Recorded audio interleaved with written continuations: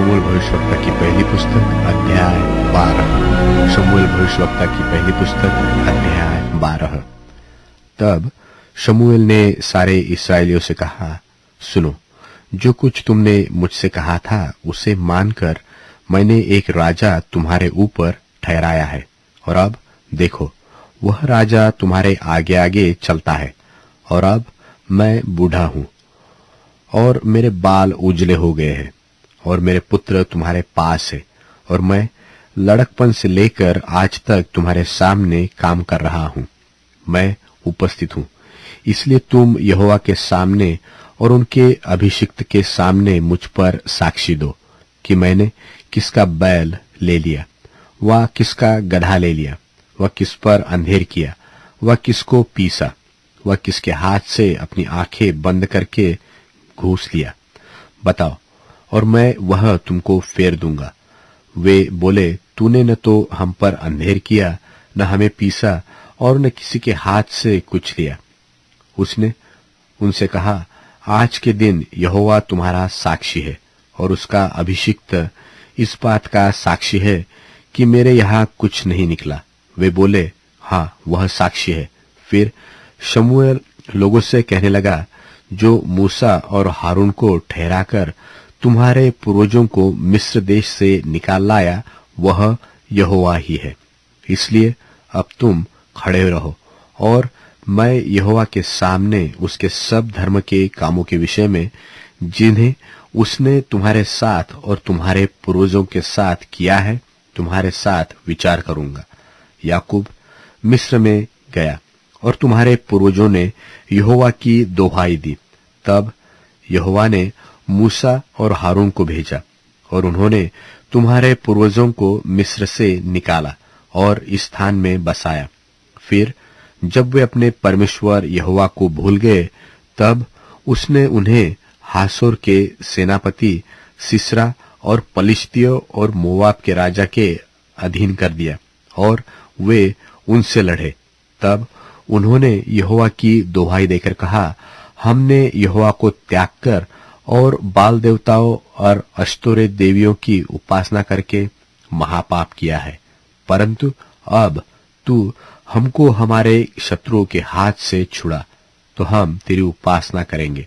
इसलिए यहोवा ने यरूब्बाल, बदान, इप्तहा और शमूएल को भेजकर तुमको तुम्हारे चारों ओर के शत्रुओं के हाथ से छुड़ाया, और तुम निडर रहने लगे। और जब तुमने देखा कि अम्मोनियों का राजा नहाश हम पर चढ़ाई करता है, तब यद्यपि तुम्हारा परमेश्वर यहोवा तुम्हारा राजा था, तो भी तुमने मुझसे कहा, नहीं, हम पर एक राजा राज्य करेगा। अब उस राजा को देखो जिसे तुमने चुन लिया और जिसके लिए तुमने प्रार्थना की थी। देखो, यहोवा ने एक राजा तुम्हारे ऊपर नियुक्त कर दिया है। यदि तुम यहोवा का भय मानते, उसकी उपासना करते और उसकी बात सुनते रहो, और यहोवा की आज्ञा को टालकर उससे बलवा न करो, और तुम और वह जो तुम पर राजा हुआ है दोनों अपने परमेश्वर यहोवा के पीछे पीछे चलने वाले बने रहो, तब तो भला होगा। परंतु यदि तुम यहोवा की बात न मानो और यहोवा की आज्ञा को टालकर उससे बलवा करो, तो यहोवा का हाथ जैसे तुम्हारे पुरखाओं के विरुद्ध हुआ, वैसे ही तुम्हारे भी विरुद्ध उठेगा। इसलिए अब तुम खड़े रहो और इस बड़े काम को देखो, जिससे यहोवा तुम्हारी आंखों के सामने करने पर है। आज क्या गेहूं की कटनी नहीं हो रही? मैं यहोवा को पुकारूंगा, और वह मेघ गरजाएगा और मेह बरसाएगा। तब तुम जान लोगे और देख भी लोगे कि तुमने राजा मांगकर यहोवा की दृष्टि में बहुत बड़ी बुराई की है। तब शमूएल ने यहोवा को पुकारा, और यहोवा ने उसी दिन मेघ गरजाया और मेह बरसाया, और सब लोग यहोवा से और शमूएल से अत्यंत डर गए।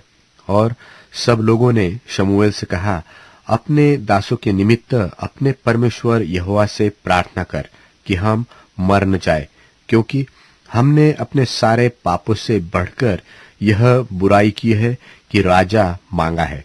शमूएल ने लोगों से कहा, डरो मत, तुमने यह सब बुराई तो की है, परंतु अब यहोवा के पीछे चलने से फिर मत मुड़ना, परंतु अपने संपूर्ण मन से उसकी उपासना करना और मत मुड़ना, नहीं तो ऐसी व्यर्थ वस्तुओं के पीछे चलने लगोगे जिससे न कुछ लाभ पहुंचेगा और न कुछ छुटकारा हो सकता है, क्योंकि वे सब व्यर्थ ही है।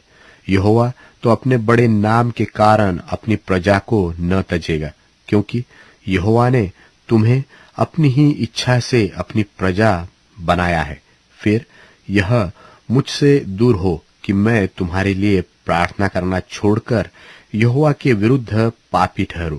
मैं तो तुम्हें अच्छा और सीधा मार्ग दिखाता रहूंगा। केवल इतना हो कि तुम लोग यहोवा का भय मानो और सच्चाई से अपने संपूर्ण मन के साथ उसकी उपासना करो, क्योंकि यह तो सोचो कि उसने तुम्हारे लिए कैसे बड़े बड़े काम किए हैं। परंतु यदि तुम बुराई करते ही रहोगे तो तुम और तुम्हारा राजा दोनों के दोनों मिट जाओगे।